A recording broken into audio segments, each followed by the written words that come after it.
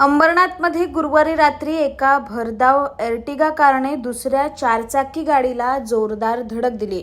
या एर्टिगा कारवर भाजपा जिल्हा सचिव असं लिहिलं असून ही कार भाजपचे उल्हासनगरमधील पदाधिकारी रोहित पांडे यांच्या नावावर रजिस्टर आहे। पण पोलिसांनी दाखल केलेल्या गुन्ह्यात मात्र आरोपीचं नावच टाकण्यात आलेलं नसल्यामुळे या प्रकरणात खऱ्या आरोपीला वाचवण्याचा तर प्रयत्न होत नाही ना, असा प्रश्न उपस्थित झाला आहे। अंबरनाथच्या लोकनगरीकडून कैलासनगर स्मशानभूमीकडे येणाऱ्या रस्त्यावर गुरुवारी रात्री विजय महाजन हे डेअरीतून दूध घेण्यासाठी आले होते। दूध विकत घेऊन गाडीत बसल्यानंतर अचानक मागून आलेल्या एका एर्टिगा कारने त्यांच्या गाडीला जोरदार धडक दिली।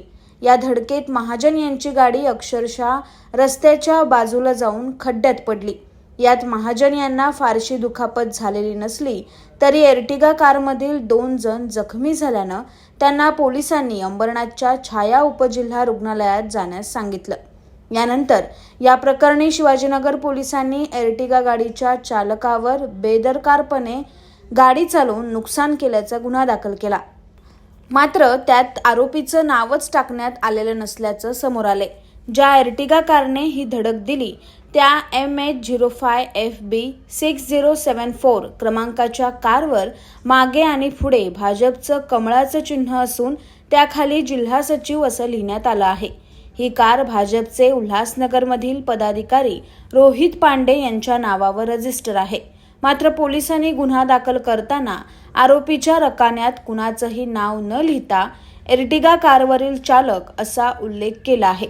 त्यामुळे खरा आरोपी बदलून त्या जागी दुसराच आरोपी दाखवण्याचा प्रयत्न तर कुणी करत नाही ना, असा प्रश्न यानंतर उपस्थित झालाय। याबाबत शिवाजीनगर पोलीस ठाण्याचे वरिष्ठ पोलीस निरीक्षक रमेश पाटील यांना विचारलं असता एर्टिगा कारमधील 2ही जखमींना पोलिसांनी छाया उपजिल्हा रुग्णालयात जाण्यास सांगितलं होतं, पण ते सरकारी दवाखान्यात न जाता कोणत्या तरी खासगी रुग्णालयात उपचारासाठी गेले असून ते नेमके कोणत्या रुग्णालयात गेले याची आपल्याला माहिती नाही, असं ते म्हणाले।